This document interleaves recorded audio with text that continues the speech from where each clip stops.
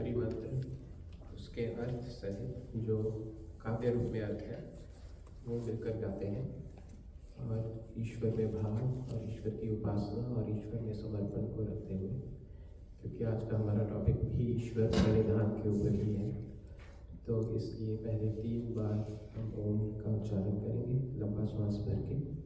ओम का dictionary meaning हम सबको अब तक याद हो चुका है। ओम का अर्थ है सर्वरक्षक, सबकी सब प्रकार से हर समय रक्षा करने वाला। तो इसी भाव के साथ 3 बार पहले ओम का उच्चारण, फिर गायत्री मंत्र का पाठ और फिर उसके अर्थ का काव्य रूप में पाठ। लंबा श्वास लेके ओम का उच्चारण।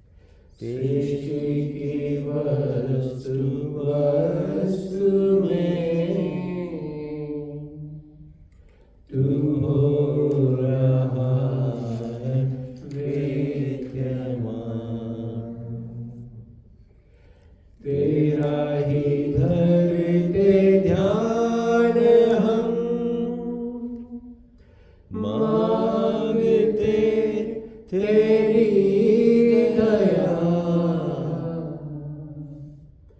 ईश्वर हमारी बुद्धि को श्रेष्ठ मार्ग पर चला। दाता सभी की बुद्धि को श्रेष्ठ मार्ग पर चला। ओम भूर्भुवः स्वः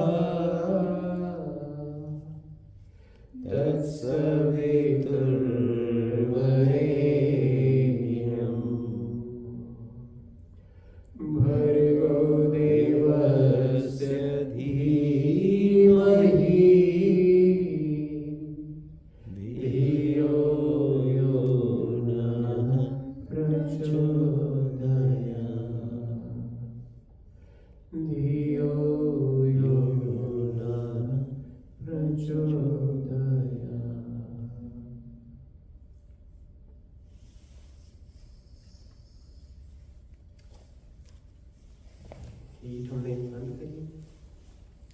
ठीक है, चाहिए।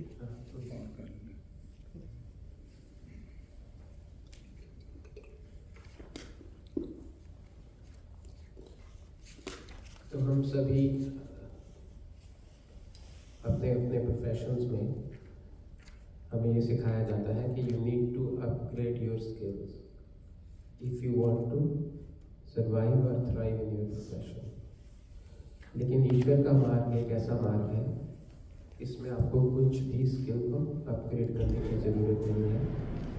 यही गायत्री मंत्र, इसी मंत्र में एक ही चीज़ को पकड़ के अगर आप उसी में और ज़्यादा गहरा उतरेंगे, उसी में और ज़्यादा चिंतन मनन करेंगे, तो आप अपने जीवन का मुख्य लक्ष्य प्राप्त कर सकते हैं।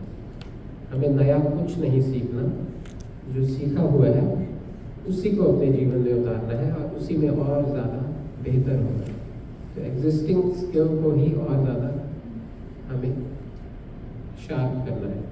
तो I think it is something very positive. इसमें एक स्ट्रेस तो नहीं है कि एक नई चीज़ हर बार सीखनी पड़ेगी, अदरवाइज सर्वाइवल नहीं है। एक और चीज़ मैं आज की बात शुरू करने से पहले आपसे डिस्कस करना चाहूँगा कि हम गायत्री मंत्र में बोलते हैं मांगते तेरी दया, हम यज्ञ में बोलते हैं हे परमपिता परमात्मा सबका भला करो भगवान, सब पर दया करो भगवान। तो ये एक बड़ी कंट्रोवर्शियल स्टेटमेंट है। तो क्या हम ईश्वर को कह रहे हैं कि सब पर दया करो, सबका भला करो, इसलिए वो सब पर दया करेगा, सब पर भला करेगा? ईश्वर तो बाय डिफॉल्ट ही सबका भला कर रहा है, सब पर दया कर रहा है। तो ये हम ईश्वर को ये इंस्ट्रक्शंस क्यों देते हैं? ईश्वर को क्यों कहते हैं कि सबका भला करो भगवान, सब पर दया करो भगवान? तो बेसिकली अगर हम और गहराई में सोचें तो ये हम ईश्वर को नहीं कहते, ये हम खुद अपने आप को कहते हैं कि हे परमपिता परमात्मा, मुझे इतनी शक्ति दो कि मैं आपकी दया की पात्रता हासिल कर सकूं, मैं आपकी दया का पात्र बन सकूं। ईश्वर सब पर विशेष कृपा विशेष दया नहीं करता। ईश्वर विशेष कृपा विशेष दया उसी पर करता है जो ईश्वर के मार्ग पर सही पात्र होता है। और उसी के लिए एक बहुत इम्पोर्टेंट टर्म जो हमारे योग दर्शन में भी है, वेदों में भी है, वह कही गई है ईश्वर प्रणिधान। तो जो भी ईश्वर प्रणिधान करता है, ईश्वर उसका भला करता है, ईश्वर उस पर विशेष कृपा करता है। तो ये सभी कुछ हम अपने लिए बोलते हैं, ईश्वर के लिए नहीं बोलते। ईश्वर तो अपना काम कर रहा है, हमारे पे ही डाउट है कि हम अपना काम ठीक से कर रहे हैं या नहीं कर रहे। और सबसे इम्पॉर्टेंट चीज़ जो हम multiple times we have discussed it from this stage in this Arya Samaj, कि हम सभी को सुख चाहिए, आनंद चाहिए। जैसे अभी जब हमें प्यास लगती है तो हम क्या करते हैं? उस प्यास को बुझाने के लिए हम पानी पीते हैं। हमें भूख लगती है तो हम भोजन करते हैं। अभी मुझे थोड़ा सा ठंड लग रही थी तो मैंने रिक्वेस्ट करी कि हीट जला दी जाए, तो उससे विषमता होगी। तो इसी प्रकार अगर हमें सुख चाहिए तो हमें सुख के साधन के पास ही जाना पड़ेगा, और अन्यथा इसके अतिरिक्त और कोई उपाय नहीं। लेकिन अनफॉर्चुनेटली होता क्या है कि हमें जो बहुत बेसिक टेंजिबल चीज़ें हैं कि जैसे प्यास लगने पर पानी, ये तो पता है, ठंड लगने पर हीट जला लेना, ये भी पता है, लेकिन अनफॉर्चुनेटली सुख प्राप्ति के लिए सुख का सही साधन क्या है वह हमें बहुत बार उसका ज्ञान नहीं रहता। पर सुख तो चाहिए, वो तो बेसिक नीड है, प्यास तो बेसिक नीड है, वो तो आप मिटा नहीं सकते उस नीड को, लेकिन उसका साधन पता नहीं है, या मैं ये कहूँ कि उसका साधन हमें गलत पता है। तो हम क्या करते हैं, उस सुख की प्राप्ति के लिए उस चीज से सुख लेना चाहते हैं जो या तो स्वयं ही दुखी है या उसमें सुख देने की एलिजिबिलिटी नहीं है। तो बेसिकली हम उस सुख को कहाँ से ढूंढते हैं? दो चीज़ों से ढूंढते हैं। या तो हम उस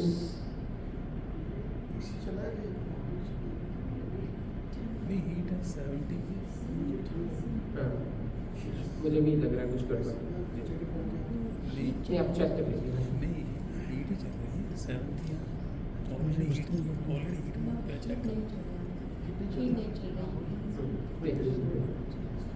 तो सुख तो चाहिए, और सुख के लिए जो साधन है वो दो तरह के हैं, जो जिनके पीछे हम भागते हैं, जो कि ठीक साधन नहीं है बेसिकली, जो हमारी अविद्या के कारण है। वह सुख हम कहाँ से ढूंढते हैं? या तो अन्य उन लोगों से जो खुद इस रास्ते पे लगे हुए हैं, जिनको भी सुख चाहिए, इन अदर वर्ड्स जो खुद दुखी हैं, ठीक है, अन्य लोगों से, अपने पति से, पत्नी से, बच्चों से, दोस्तों से, अपने रिश्तेदारों से, अपने कॉलीग से, किसी से, और या मटेरियल से जो एक जड़ पदार्थ है जिसमें भी दुख मिला हुआ है, क्योंकि मटेरियल हमें पता है सत्व रज तम से मिलकर बनता है। उसमें रजोगुण भी दुख देता है, तमोगुण भी दुख देता है। केवल 33% जो इंग्रेडिएंट्स हैं वही सुख देते हैं। तो इसलिए हम उस सुख की प्राप्ति के लिए उन जगह पर जाते हैं जहाँ हमें दुख मिलता है। भैया अगर चाहे बंद भी कर सकते हैं, बंद कर दीजिए।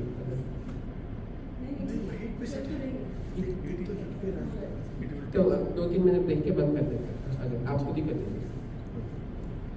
तो इसलिए योग दर्शन में ईश्वर की प्राप्ति के लिए, ईश्वर से उस आनंद को लेने के लिए, ईश्वर से सुख लेने के लिए अष्टांग योग का विधान किया है। तो अष्टांग योग का अर्थ है कि योग के 8 अंग, there is a 8 step process जिससे आप ईश्वर से मिलने वाले उस सुख को प्राप्त कर सकते हैं और सुखी हो सकते हैं। क्योंकि इस कक्ष में, इस कंट्री में, इस दुनिया में कोई भी ऐसा व्यक्ति नहीं है जो दुख चाहता है। सभी को सुख चाहिए, और फिर उस सुख का जो सही साधन है उसी के पास जाकर वह सुख मिल सकता है। और उसका एक जो तरीका वेदों में बताया वह है अष्टांग योग। तो उसमें योग के 8 अंग हैं जिनका नाम मैं आपको बता देता हूँ। यम, नियम, आसन, प्राणायाम, प्रत्याहार, धारणा, ध्यान, समाधि। तो जो लास्ट वाला एटलीस्ट उसमें हमें कुछ करना नहीं है, समाधि फिर खुद ही लग जाएगी। जब पहले 7 हो जाएंगे तो 8वां तो उसका फल है, समाधि तो पहले 7 का फल है। अब ये एक बहुत कठिन काम लगता है, क्योंकि यम के भी आगे 5 भाग हैं, अहिंसा, सत्य, अस्तेय, ब्रह्मचर्य, परिग्रह। नियम के आगे 5 भाग हैं, शौच, संतोष, तप, स्वाध्याय, ईश्वर परिणाम। तो फिर जैसे शिष्य गुरु से पूछता है या जिज्ञासु अपने गुरु से पूछता है कि कुछ सिंपलेस्ट तरीका बता दीजिए, ये तो बहुत लंबा प्रोसेस है, ये तो बड़ा टफ है। खैर किसी दिन इवेंचुअली हम इन पे भी डिस्कशन करेंगे, हमें करनी चाहिए, क्योंकि अब हम कंटिन्यूसली जब ये श्रृंखला कर रहे हैं तो हमें अष्टांग योग के बारे में भी चर्चा करनी चाहिए। तो फिर ऋषि लिखता है कि अगर आपको शॉर्टकट चाहिए तो आप केवल एक चीज़ पे काम करना शुरू कर दीजिए और धीरे धीरे आप ईश्वर के बहुत नज़दीक जा सकते हैं। और वह चीज़ क्या है? उसका नाम है ईश्वर प्रणिधान।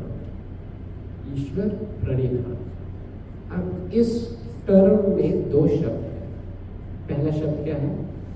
ईश्वर। दूसरा क्या है? प्रणिधान। तो दोनों को समझना पड़ेगा, क्योंकि बिना समझे कैसे कर सकते हैं। तो ईश्वर क्या है? अगर आप लोग जानना चाहेंगे ईश्वर क्या है, तो ईश्वर की जो सबसे अच्छी डेफिनेशन दी गई है वह आर्य समाज का दूसरा नियम है। हमें याद होने चाहिए। और कितनी इंटरेस्टिंग बात है कि हम इस सांसारिक चीज़ों में तो दिन ब दिन बेटर हो रहे हैं, लेकिन अध्यात्म में दिन ब दिन वर्स्ट हो रहे हैं। आज से 30 साल पहले मुझे आर्य समाज के 200 नियम याद थे। आज से 35 साल पहले भी याद थे। अभी आप कहेंगे तो मैं भूल जाऊँगा, ठीक है ना?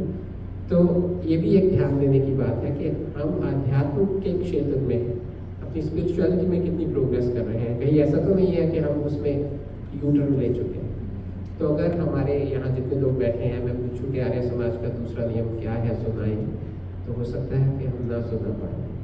और मुझे 35 साल पहले याद था, आज हो सकता है मैं भी ना सुना पाऊँ, इसलिए मैं लिख के ले आया, ठीक है। तो ये चीज़ें जब तक हमें ईश्वर की परिभाषा ही नहीं पता, ईश्वर के कैरेक्टरिस्टिक्स ही नहीं पता, ईश्वर के गुण ही नहीं पता, तो हम उस ईश्वर से सुख कैसे प्राप्त कर सकते हैं? अगर हम भोजन करते हैं, भोजन से भूख मिटाना चाहते हैं, तो सबसे पहले हम पूछते हैं कि क्या बना है, इसमें क्या क्या डाला है, ठीक है ना। ये बहुत लोग इस कमरे में तो सभी लोग वेजिटेरियन ही हैं, कुछ वीगन लोग भी हैं, तो ठीक है, हम सारी चीज़ें पता करते हैं, तब हम उसको ग्रहण करते हैं। बिना जाने तो हम बिल्कुल भी कुछ भी ग्रहण नहीं करते। तो कितना अनफॉर्चुनेट है कि ईश्वर के बारे में हमें ज्ञान अधूरा है। अधूरा भी इतनी खतरनाक बात नहीं है। ईश्वर के प्रति हमारा ज्ञान गलत है। तो अगर हमें कोई गलत चीज़ खिला दे तो तुरंत पता लग जाएगा, या तो आधे घंटे में, 15 मिनट में, रात को नींद नहीं आएगी, एसिडिटी होगी, सुबह तक तो हो सकता है। कई लोग हॉस्पिटलाइज भी होते हैं फूड पॉइजनिंग से। तो इसी प्रकार ईश्वर को भी ठीक जानना बहुत इम्पोर्टेंट है, क्योंकि हम प्रणिधान किसका करें अगर हमें यही नहीं पता, तो हम गलत दिशा में ही चलते रहें।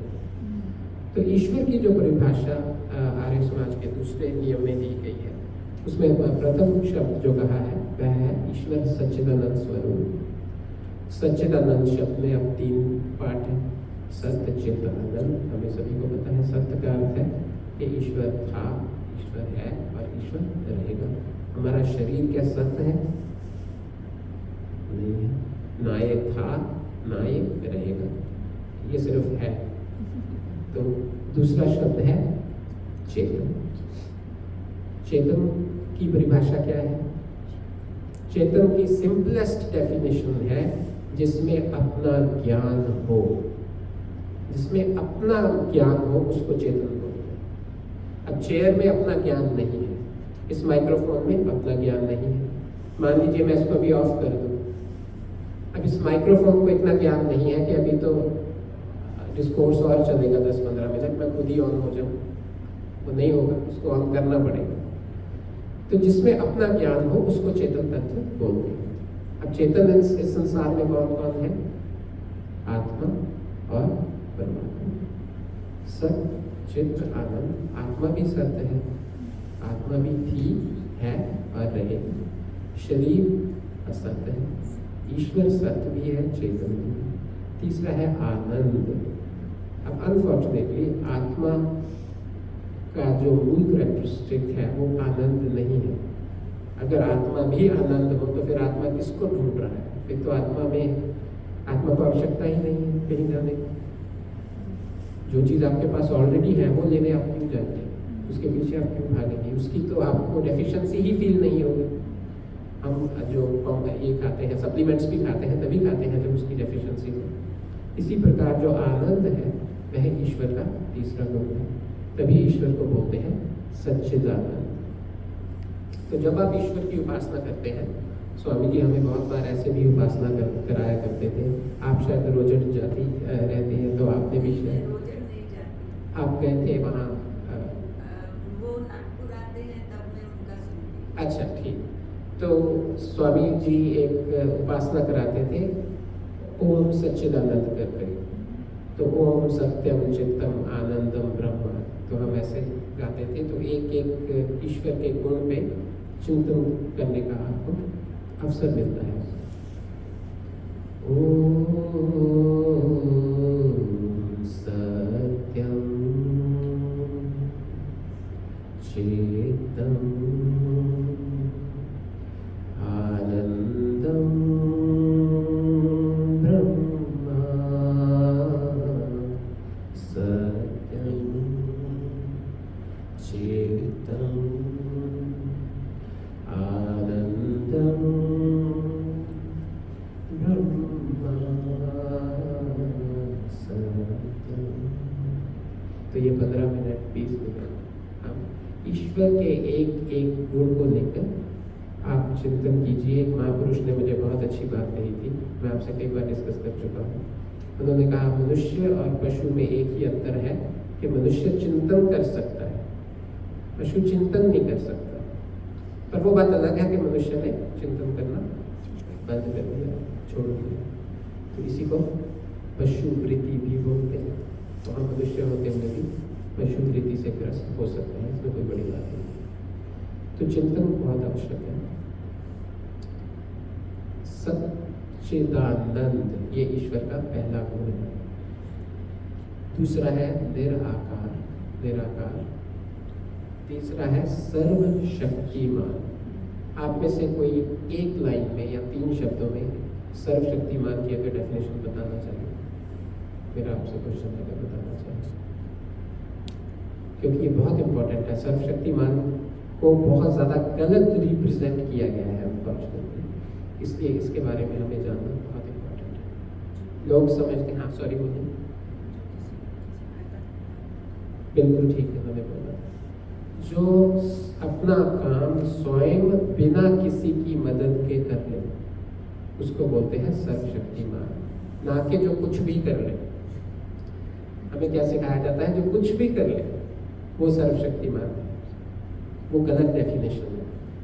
उस डेफिनेशन के हिसाब से तो ईश्वर पे फिट नहीं बैठती है, क्योंकि ईश्वर कुछ भी नहीं कर, सब कुछ नहीं कर सकता, कुछ भी। मतलब ईश्वर एक और ईश्वर नहीं बना सकता, ईश्वर अपने आप को मार नहीं सकता, ईश्वर आत्माओं की गिनती बढ़ा या घटा नहीं सकता, ईश्वर अपने नियमों को तोड़ नहीं सकता।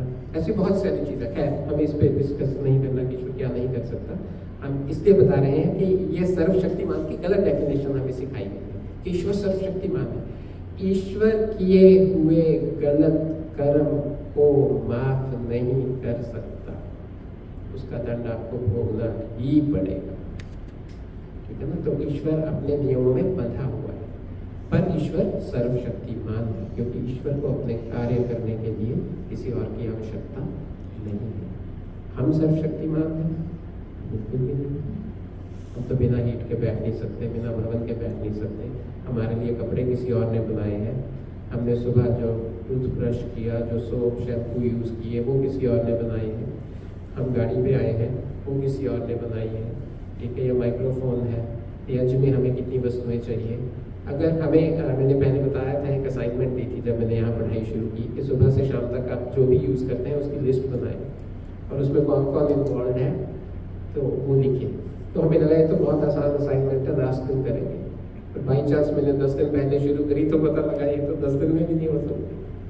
तो हम इतने ज़्यादा अल्प शक्तिमान हैं कि हमें तो एक एक क्षण जीने के लिए दूसरों का सहयोग चाहिए। और if I am not exaggerating, मेरे सर्वाइवल के लिए या आप में से किसी एक इंडिविजुअल के सर्वाइवल के लिए लाखों लोग लगे हुए हैं। आई एम नॉट एग्जैजरेटिंग, लाखों, hundreds of thousands of people are working for us to survive। तो इससे अगर किसी के मन में कोई अहंकार है, वो कम करने में ये चीज़ बहुत हेल्प करती है। हम सोचते हैं मैं बहुत बड़ी चीज़ हूँ, ठीक है ना। हम तो एक क्षण भी नहीं जी सकते, एक क्षण भी नहीं जी सकते, इतने अल्प शक्तिमान। ये मैं इसलिए डिटेल में जा रहा हूँ ताकि सर्वशक्तिमान टर्म हमें समझ आए कि अपना काम बिना किसी के सहयोग के कर लेना, ये बहुत बड़ी चीज़ है। और सिवाय परमपिता परमात्मा के और किसी में भी यह गुण नहीं है, किसी में भी नहीं है। कितने बड़े बड़े महापुरुष हुए, कितने बड़े बड़े ईश्वर के अवतार जिनको हम बोलते हैं, जिनमें ईश्वर के गुण थे, वो लोग अवतरित हुए, लेकिन वो सभी ईश्वर नहीं थे और इसीलिए वो अल्प शक्तिमान थे, वो सर्वशक्तिमान नहीं थे। ये हमें जानना पड़ेगा। न्यायकारी, ये ईश्वर का अगला गुण है। अभी हमने एक भजन गाया था, उसमें शायद आया था क्या पंक्ति थी, और न्याय ही तेरा काम है। उस भजन की एक पंक्ति थी, न्याय ही तेरा काम है। ईश्वर न्यायकारी, ईश्वर दयालु है, ईश्वर अजन्मा है, ईश्वर जन्म नहीं लेता। अब ये बड़ा एक क्रिटिकल सा पॉइंट है, क्या आत्मा जन्म लेता है? आत्मा भी जन्म नहीं लेता, ईश्वर भी जन्म नहीं लेता। तो फिर जब दोनों अजन्मा है, फिर ईश्वर का अजन्मा होना आत्मा के अजन्मा होना से सुपीरियर कैसे हुआ, ये समझना पड़ेगा। आत्मा भी अजन्मा है, ईश्वर भी अजन्मा है। खीर भी मीठी है, हलवा भी मीठा है, फिर हलवा में सुपीरियर क्यों हुआ? दोनों ही मीठे हैं। तो ईश्वर का अजन्मा होना आत्मा के अजन्मा होने से सुपीरियर इसलिए हुआ क्योंकि जब आत्मा शरीर से अटैच्ड नहीं होता, तब आत्मा को अपना ज्ञान नहीं रहता। आत्मा मूढ़ और अज्ञानी और मूर्ख की तरह बेहोश पड़ा रहता है। लेकिन ईश्वर बिना शरीर के भी हर समय पूरे होशो हवास में है। तो ईश्वर बिन, इस बात को मैं और अगर सिंपलेस्ट करूं, आत्मा अजन्मा तो है, लेकिन आत्मा शरीर के साथ ना जुड़े बिना अपना ज्ञान नहीं कर सकता। तो आत्मा को शरीर चाहिए, जिसको हम मोटी भाषा में बोल देते हैं कि उसका जन्म हुआ। तो जन्म किसका होता है? शरीर का जन्म होता है, शरीर का, आत्मा का नहीं। लेकिन जब तक शरीर का जन्म नहीं होगा, और वो भी मनुष्य शरीर का, तब तक आत्मा अपने बारे में जान नहीं सकता। इसलिए आत्मा अजन्मा होके भी इंफीरियर है और ईश्वर अजन्मा होके भी सुपीरियर है। क्यों? क्योंकि ईश्वर को अपने काम करने के लिए, अपने आप को जानने के लिए शरीर नहीं चाहिए। ईश्वर को जन्म लेने की आवश्यकता नहीं है अपने आप को जानने के लिए, ठीक है ना। इसलिए ईश्वर का जो अजन्मा गुण है, इसको भी हमें समझना चाहिए। और अनंत, जिसका कोई अंत नहीं है, हमारा तो अंत है, ठीक है ना। हमारी आत्मा का भी अंत है, देखा जाए। हमारी आत्मा, चलो वो एक अलग टॉपिक है, उसके साइज डायमेंशंस को भी कभी डिस्कस करेंगे, लेकिन है तो हमारे शरीर में ही। मेरी आत्मा मेरे शरीर में ही तो है, तो उसका अंत तो मेरे शरीर के जो डायमेंशंस है वही इस आत्मा का अंत है। भैया बंद भी कर सकते हैं, ठीक हो गया। तो इसलिए ईश्वर अनंत है, ईश्वर का कोई अंत नहीं है कि ईश्वर यहाँ से कनाडा से शुरू होकर ऑस्ट्रेलिया तक चलता है, या पृथ्वी से शुरू होकर चांद तक है, या सूर्य तक है, या इसी गैलेक्सी तक है।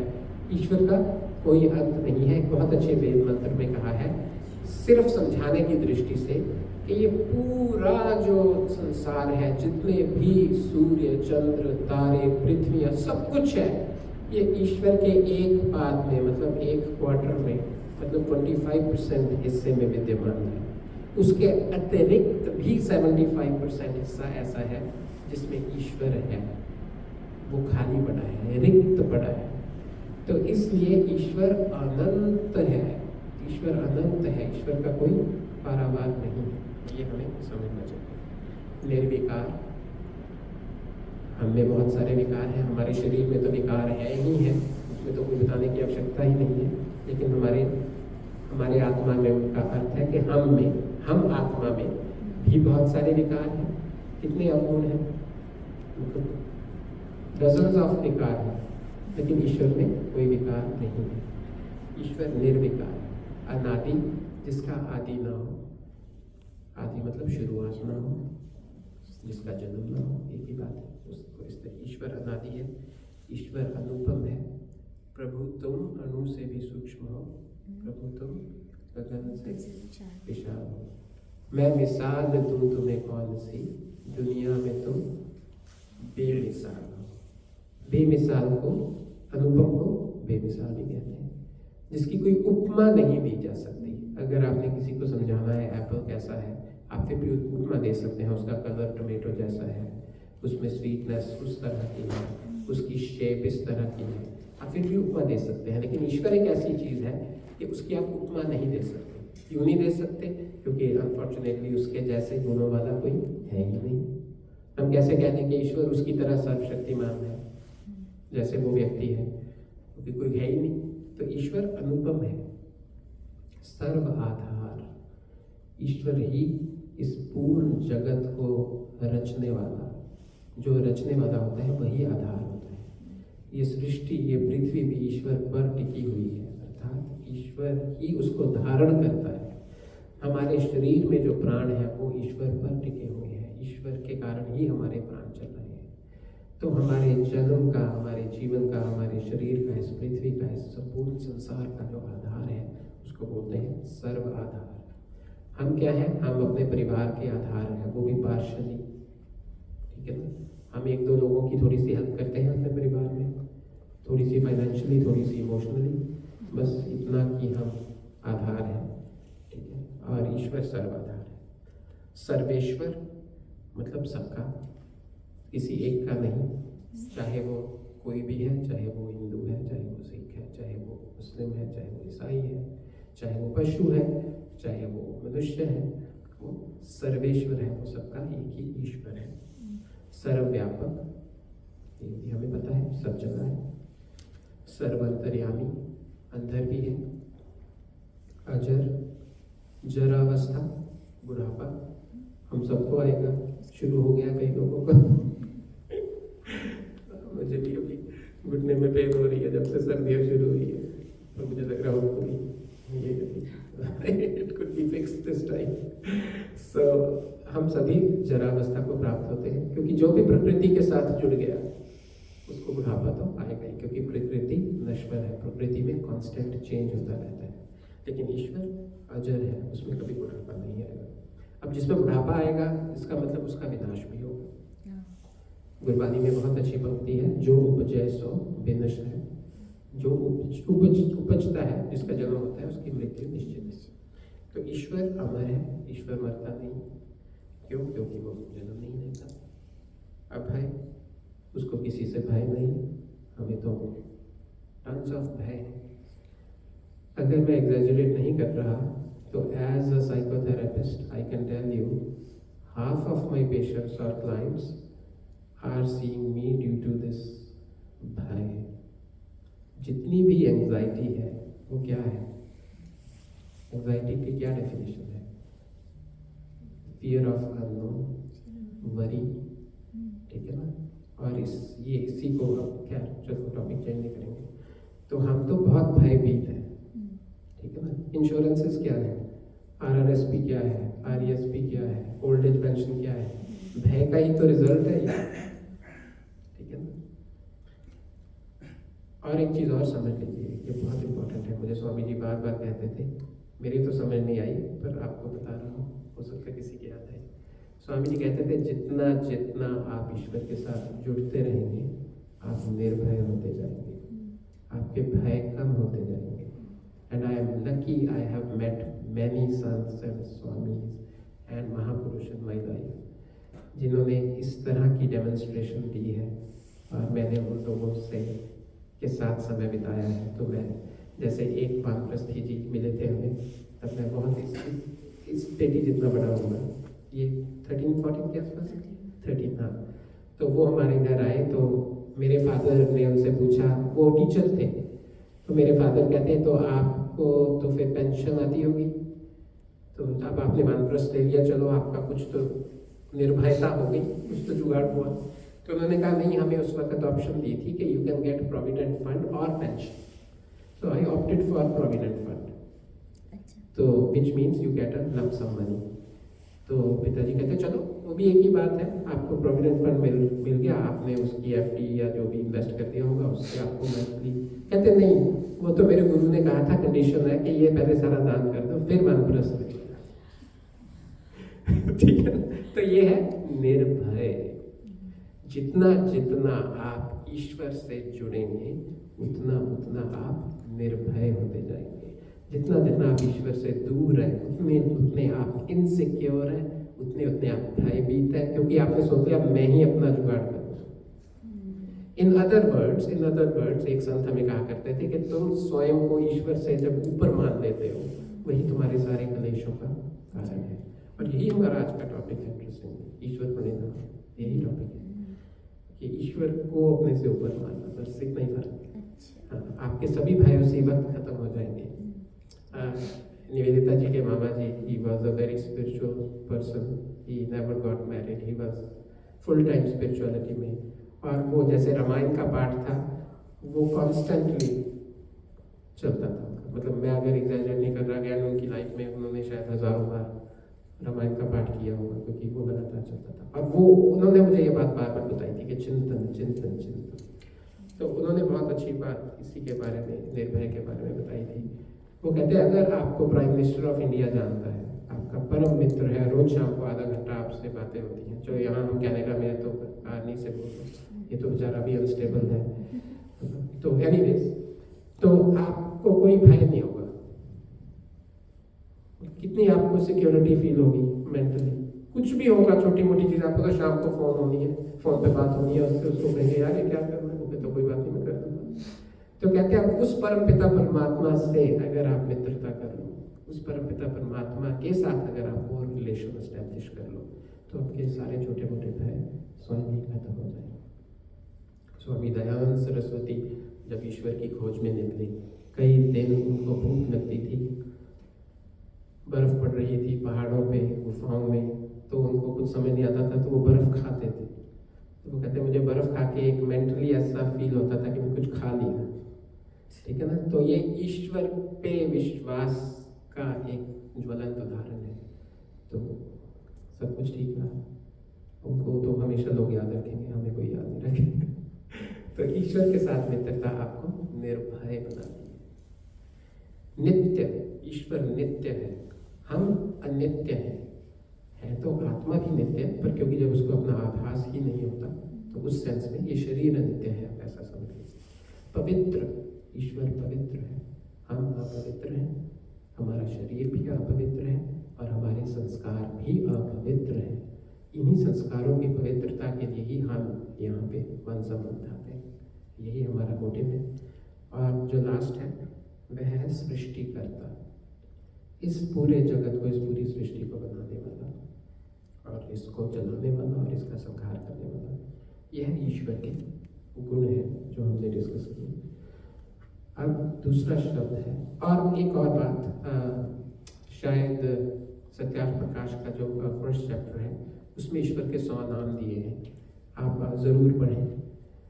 तो ईश्वर के नामों का अर्थ क्या है? जितने काम उतने नाम। ईश्वर के नाम इस तरह से दिए जाते हैं, काम को ही नाम दिया जाता है।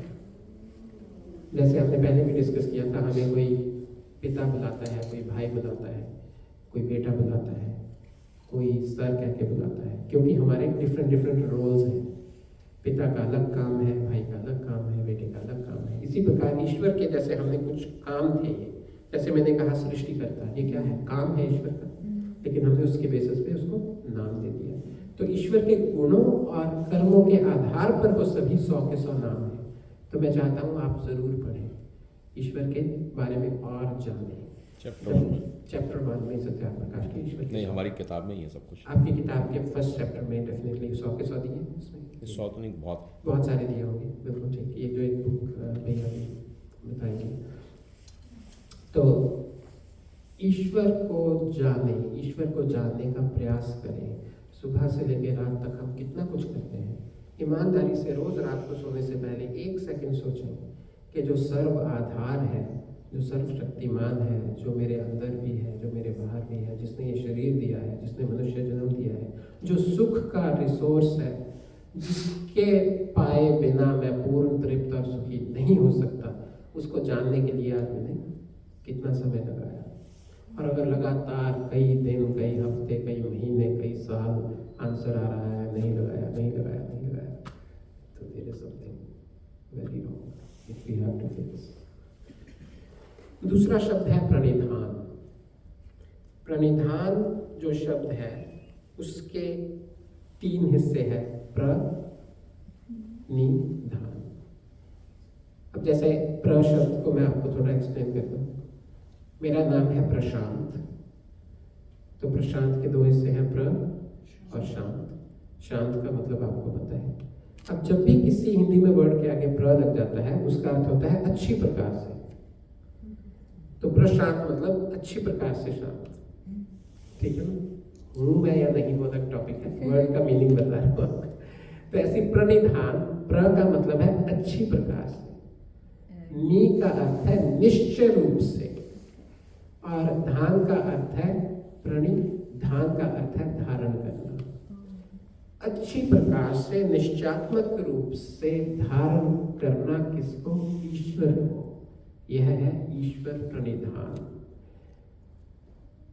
मैं भी इसका आपको करूंगा और मैं आपसे भी रिक्वेस्ट करूंगा। ईश्वर प्रणिधान एक ऐसी टर्म है जिस पे हम महीनों तक, सालों तक सोच सकते हैं, लेकिन हमारे गुरुओं ने इसको 8 भागों में करके समझाने की कोशिश की है, और वो 8 पॉइंट्स मैं आपसे क्विकली डिस्कस करूंगा। क्योंकि देखिए, ये भी तो हमें याद रखना है कि अष्टांग योग से हम ईश्वर प्रणिधान तक आ गए। इतना बड़ा सिलेबस था, उसमें अब हमें एक शब्द दे दिया ईश्वर प्रणिधान, वो तो हमें करना ही पड़ेगा। बिना कुछ किए तो कुछ मिलता है नहीं, ठीक है ना? ईश्वर प्रणिधान का जो पहला अर्थ है, वो जो इस प्रणिधान शब्द के अनुरूप ही है, जो धान शब्द है, धारण करना, ध्यान करना, तो ईश्वर की भक्ति करने को बोलते हैं ईश्वर प्रणिधान। ईश्वर की भक्ति करना, it is the first component of Ishwar pranidhan definition. भक्ति हम केवल और केवल उसी की करते हैं जिससे हम प्रेम करते हैं। ये भी ध्यान रखना है। अब ये मैंने बोल दिया, मुझे किसी ने बोल दिया ईश्वर की भक्ति किया करो, मैंने भी सुन लिया। अब भक्ति क्या होती है, भक्ति क्यों करनी है, भक्ति किसकी की जाती है, भक्ति हम क्यों करते हैं, ठीक है ना? भक्ति हम पहली बात तो उसी की करते हैं जिससे हम प्रेम करते हैं। हम पति पत्नी बच्चे माता पिता सब एक दूसरे की भक्ति करते हैं, ठीक है ना? क्योंकि पति पत्नी जो आपस में एक दूसरे की भक्ति नहीं करना चाहते, अर्थात एक दूसरे से प्रेम नहीं करते, वो अलग भी हो जाते हैं। तो ईश्वर की भक्ति का अर्थ है ईश्वर से प्रेम करना। और ईश्वर से प्रेम कब होगा? अब ये भी प्रॉब्लम है, जब ईश्वर से प्रेम ही नहीं है तो ईश्वर की भक्ति क्यों करें? ईश्वर से प्रेम तब होता है जब हम ईश्वर द्वारा हमारे ऊपर किए हुए उपकारों का चिंतन करते हैं। सुबह से लेकर शाम तक ईश्वर द्वारा किए हुए उपकारों का चिंतन। अभी दीपक भैया ने मुझे बताया कि इनकी तबीयत ठीक नहीं है, फिर भी ये बैठे हैं। ये ईश्वर का उपकार है। ईश्वर ने शरीर इस तरह से बनाया है कि आप रेजिलियंस अगर शो करना चाहो अपने इंटरेस्ट के काम में, वो फिर भी आपका साथ देगा। जैसे हमने अभी स्वामी दयानंद सरस्वती जी की बात की, वो गुरु की तलाश में थे, भूख लग रही थी, बर्फ कोई भोजन समझ के कई दिन निकाल दिए। तो ये किसका उपकार है? ईश्वर का उपकार है। उसने हमें इस तरह का शरीर बना के दिया, ठीक है ना? और बहुत सी चीज़ें हम मनुष्य ने जो चीज़ें बनाई हैं उसके वो बिल्कुल भी अगर थोड़ा सा भी इधर से उधर हो जाए, आप अपना पानी का बिल मत भरो, आपको पता लग जाएगा सरकार का कितना उपकार है आप पे, ठीक है? आप हीट का बिल मत भरो, आप मेंटेनेंस मत करो, किसी चीज़ की टूट जाएगी। लेकिन ईश्वर ने हमें कितनी रेजिलियंट बॉडी दी है, और इस शरीर को ही नहीं हम जान सकते इस पूरे जीवन में, कई जीवनों में, इस जीवन में नहीं, मल्टीपल जीवन में भी हम इसका पोटेंशियल नहीं जान सकते। इसलिए जो हम ईश्वर के उपकारों के बारे में जानते हैं, फिर हमें पता लगता है कि इस लेवल का मैच्ड उपकार तो कोई भी नहीं कर रहा, कोई आसपास भी नहीं पटक रहा, चाहे मेरा कितना भी प्रेम करने वाला क्यों ना हो, चाहे मैं किसी से भी कितना प्रेम करता हूँ या करती हूँ, वो तो ईश्वर का हजारवां लाखवां करोड़वां हिस्सा भी नहीं मेरे लिए कर सकता। तो जैसे अभी हम में से एक यहाँ बैठे हैं पार्टिसिपेंट, उनकी सर्जरी थी छोटी सी अभी, तो अब वो कहते हैं ना, डॉक्टर्स ट्रीट क्या है एंड गॉड हील्स, कुछ ऐसा है ना, कि ईश्वर तो ट्रीट करता है, लेकिन वो हीलिंग जब बॉडी की होती है वो तो ईश्वर ही कर रहा है, वो तो ईश्वर का बनाया हुआ सिस्टम ही कर रहा है। वो एक डॉक्टर ने कहा था ना, वी अम्यूज द पेशेंट, क्या थी वो लाइन, मेरे बड़ी इंटरेस्टिंग थी। The art of medicine lies in amusing the patient while nature does the job. While nature does the healing. Beautiful. The art of medicine is to amuse the patient while nature does the healing. इस तरह का शरीर ईश्वर ने बनाया है। ईश्वर के उपकारों को गहराई से जाने। मैं जब बहुत छोटा रोजड़ में होता था तो मैंने कई बार देखा कि स्वामी जी एक पेड़ की तरफ देख रहे हैं और मैं भोजन करने जा रहा हूँ। मैं भोजन करके आ रहा हूँ, वो फिर उसी पेड़ की तरफ देख रहे हैं। उसके बाद 1 घंटे बाद मैं फिर कक्षा के लिए जा रहा हूँ, फिर खड़े उसी पेड़ की तरफ देख रहे हैं।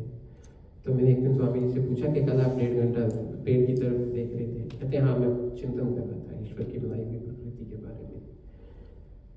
अब हम कितनी देर पेड़ की तरफ देख सकते हैं? हमारे पास कुछ सोचने के लिए नहीं है कुछ गहराई ही नहीं है। तो ईश्वर के उपकारों को जाने। ईश्वर के उपकारों को जानने से ईश्वर के प्रति प्रेम बढ़ेगा। ईश्वर के प्रति प्रेम बढ़ने से ईश्वर की भक्ति स्वतः शुरू हो जाएगी, किसी को बताने की आवश्यकता नहीं पड़ेगी। सेकंड पॉइंट, सभी कर्मों को ईश्वर की उपस्थिति में करना। यह है ईश्वर प्रणिधान का सेकंड पार्ट। कुछ भी आप करने लगे हैं, आप ये ध्यान रखें कि ईश्वर यहाँ है, इस समय ईश्वर उपस्थित है। हम ड्राइव करते हुए रेड लाइट की उपस्थिति में ड्राइव करते हैं।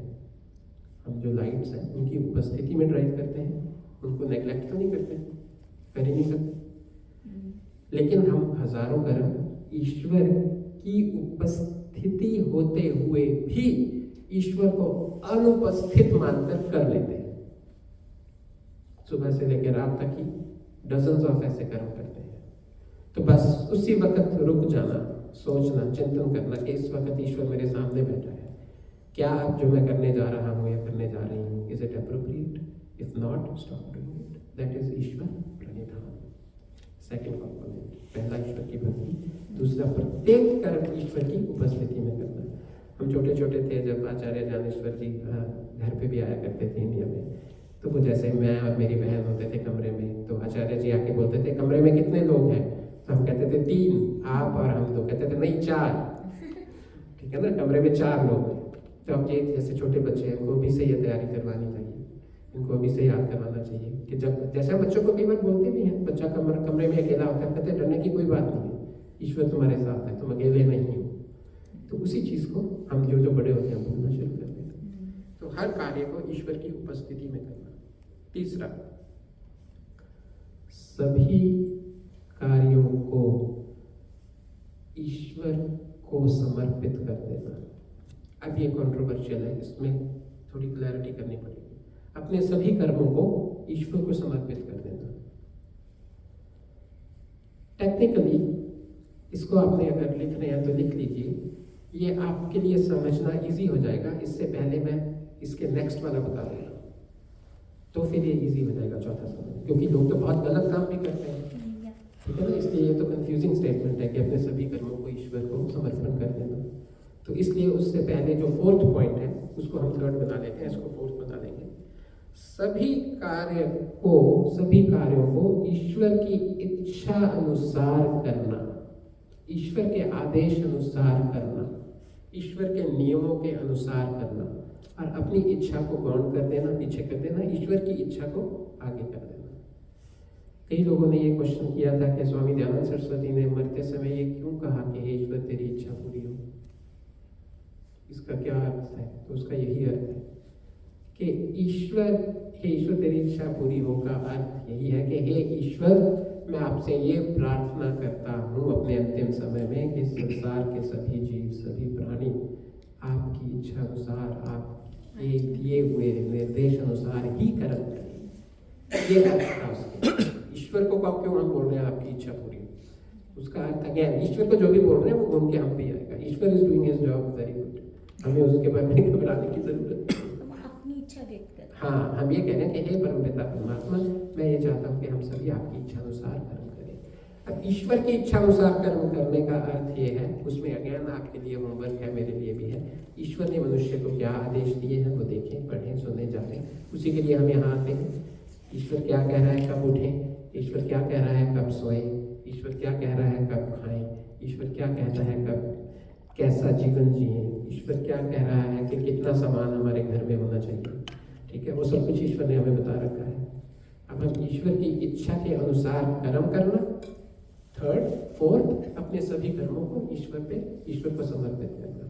जो थर्ड को फॉलो कर रहा है वही उसी में ही फोर्थ अप्लाई होगा। जो थर्ड को ही नहीं फॉलो कर रहा, ठीक है ना, वो फोर्थ को कैसे अप्लाई कर सकता है? तो इसलिए हमें ये चारों चीज़ों का ध्यान रखना है।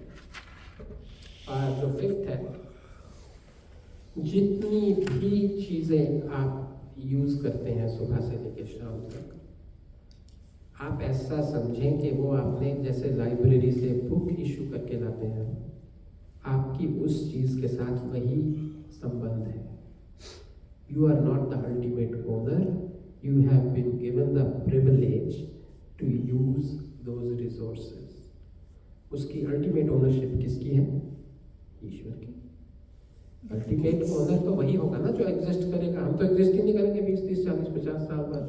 बॉडी है सर। हाँ, इंक्लूडिंग बॉडी है सर। जो भी चीज़, बहुत अच्छी बात कही है ना, घर गाड़ी मकान तो अलग बात है, अपना शरीर भी, जिसको हम बोलते हैं मैं मेरा संबंध, स्व स्वामी संबंध, बहुत ग्रंथों में आता है स्व स्वामी संबंध जो है उसको खत्म करना, उसका नाश करना, और उस परमपिता परमात्मा को ही स्वामी मानना।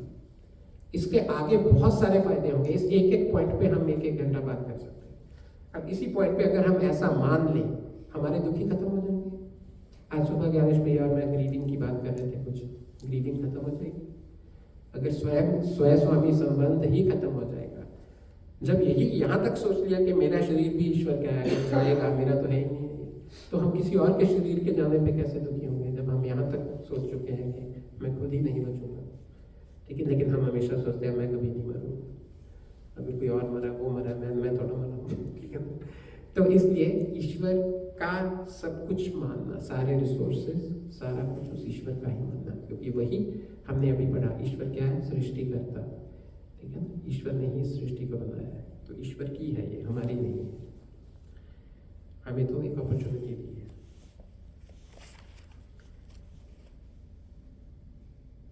स्वयं को ईश्वर में मानना 24 घंटे। एक तो है ईश्वर की प्रेजेंस फील करना, एक स्वयं को ईश्वर में मानना। इसको थोड़ा सिंप्लीफाई करता हूँ। इस वक्त आप मान रहे हैं कि आप आर्य समाज मिसिसागा में हैं, आप ब्रैम्पटन में मिसिसागा में हैं, आप कनाडा में हैं, ठीक है ना। तो इसी प्रकार 24 घंटे ये मानना कि मैं ईश्वर में हूँ, ईश्वर मेरे में भी है और मैं ईश्वर में भी हूँ। स्वामी जी एग्जाम्पल दिया करते थे कि बड़े कटोरे में खूब सारा रस भर के उसमें एक रसगुल्ला डाल दें, ठीक है ना, एक रसगुल्ले को आप डुबो दें उस रस में, तो रसगुल्ला उस रस में भी है, वह रस उस रसगुल्ले में भी है। रसगुल्ले में भी रस है, रसगुल्ला भी रस में। तो मैं ईश्वर में हूँ, ईश्वर मेरे ओत प्रोत है, चारों ओर है।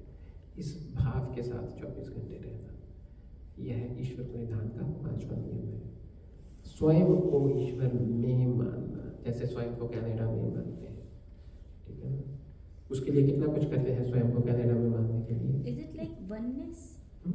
No, it is like acquaintance, closeness, togetherness, oneness है तो अलग चीज़ है। रसगुल्ला अलग चीज़ है, रस अलग चीज़ है। हाँ, फिर गड़बड़ हो जाएगी। फिर तो सेम क्वालिटीज और सेम कैरेक्टरिस्टिक्स, सेम प्रॉपर्टीज हो जाएगी, बिल्कुल अलग है, लेकिन टुगेदरनेस और प्रेजेंस फील करनी है, और सानिध्य में। और ये सानिध्य को भी और ज़्यादा व्यापकता है। जैसे अच्छी शादी, अच्छी शादी में भी जो आपका पार्टनर है वो हमेशा आपके साथ नहीं है।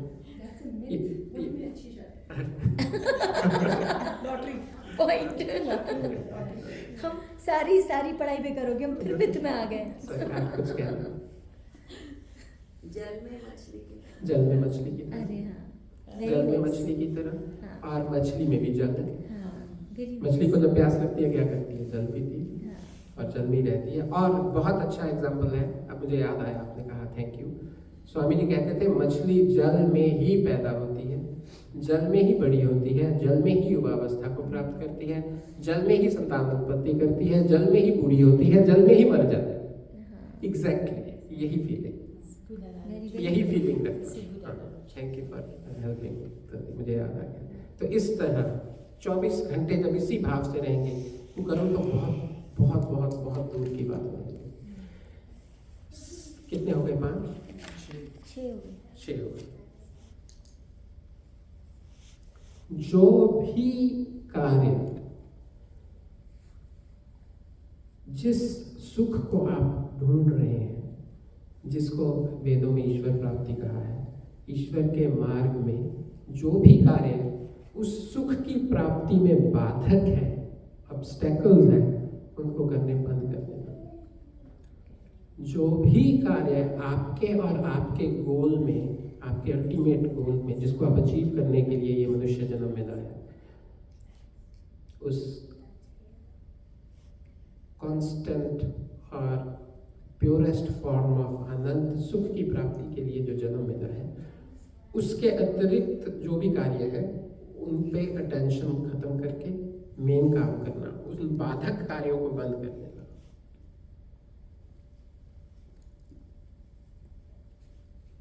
और जो लास्ट और सबसे इंपॉर्टेंट है, हमने अभी ईश्वर के गुणों में पढ़ा था कि ईश्वर नित्य है और ये संसार अनित्य है। इसका प्रैक्टिकल करना अपने जीवन में, इसका प्रैक्टिकल करना।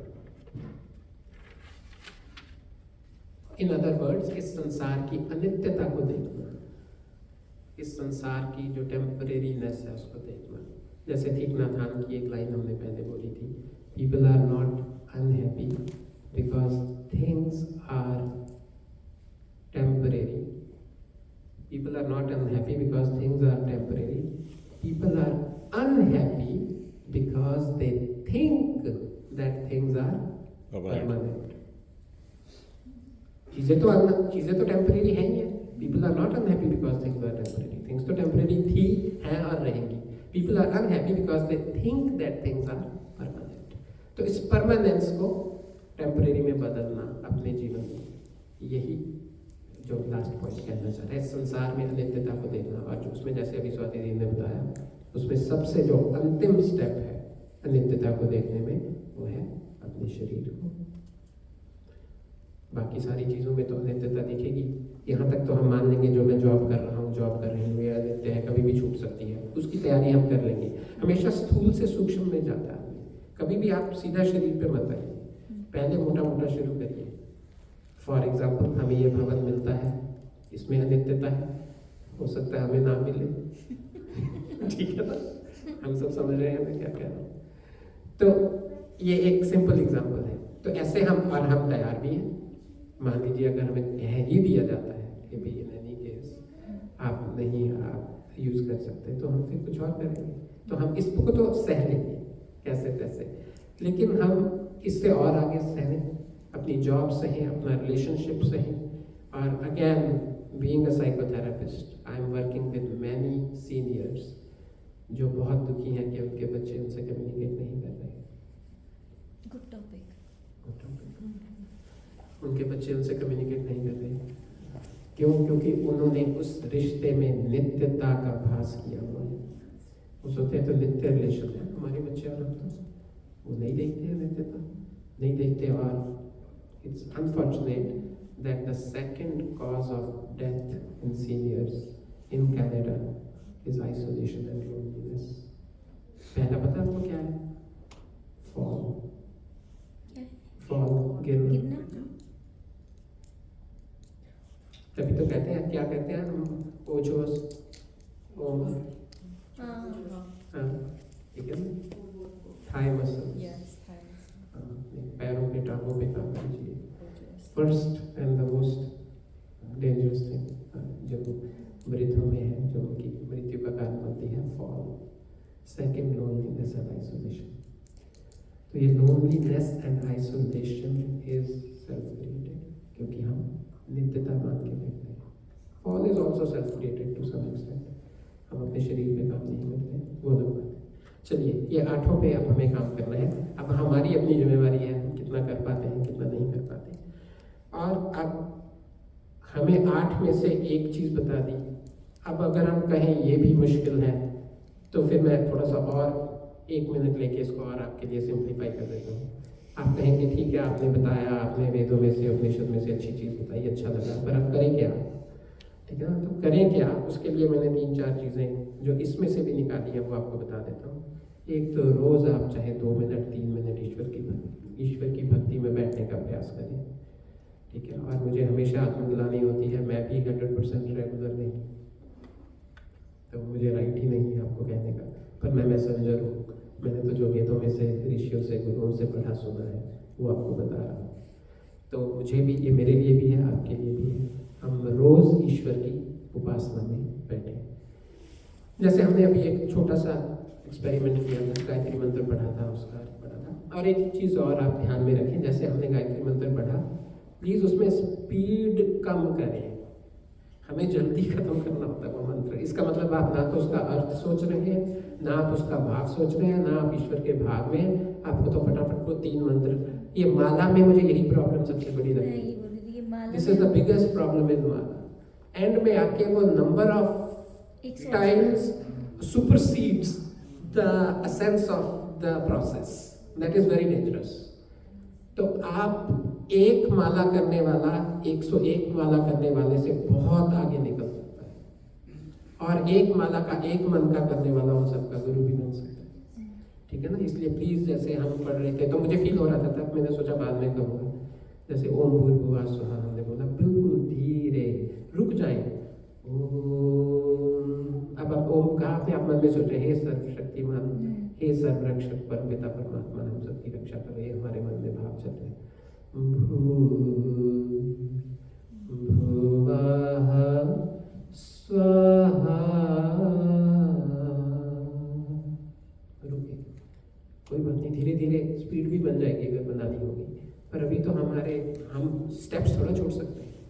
हमारे लिए ये एक फिजिकल रिचुअल थोड़ा है, हमें तो इसको भावनात्मक तरीके से करना है। स्पीड बढ़ानी जरूरी भी नहीं। बिल्कुल नहीं, बिल्कुल नहीं। 3 गायत्री मंत्र बहुत है, 11, 21 से 101 की कोई जरूरत नहीं है।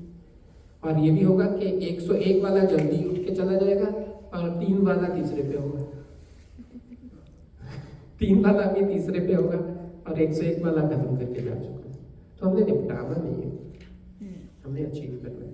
तो प्लीज उपासना को शुरू करें, और सभी कार्यों को ईश्वर की आज्ञा के अनुसार करने का प्रयास करें। एटलीस्ट अपने आप को मॉनिटर करना शुरू करें, और उससे आपकी बहुत सारी जो अनइम्पॉर्टेंट चीज़ें हैं छट जाएंगी। एक एग्जांपल देता हूँ, खैर मुझे कोई कुछ कहेगा नहीं इस पर, कि जितने आपके पास फ्लायर्स आते हैं, फ्लायर्स देखना ईश्वर प्राप्ति के लिए कोई ज़रूरी काम नहीं है। जो हम फ्लायर्स देखते हैं, अगर हम उनको ना भी देखें तो भी हम ईश्वर प्राप्ति कर सकते हैं। एक छोटा सा एग्जांपल है, उन्हीं को देखना बंद कर दें, it is totally wastage of time. और कुछ ना कुछ आप अपनी नीड क्रिएट करते हैं उनको देख के, कि हाँ ये चीज़ तो टूटने वाली है, ये तो मैं सोच रहा था, ये थोड़ी और बेटर वाली लेनी है। ठीक है ना, तो खुद अपनी लाइफ में से कुछ भी ऐसे कंपोनेंट्स और ऐसी एक्टिविटीज़ निकाल के उनको, रील्स देखना, कोई मुझे इशारा कर रहा है ऐसे, ठीक है ना रील्स देखना, हाँ वो ईश्वर प्राप्ति के लिए, वो उसके हम सभी मुझे लगता है आ रहे हैं उसके चंगुल में। तो ऐसे हजारों कर्म करते हैं, कुछ तो हमें कहीं से तो शुरू करना पड़ेगा, कहीं से तो शुरू करें। और कुछ नहीं समझ आता उतनी देर रेस्ट ही कर लें, अपने शरीर को रिजुविनेट करें, मतलब कम से कम किसी कुसंग से तो बचें।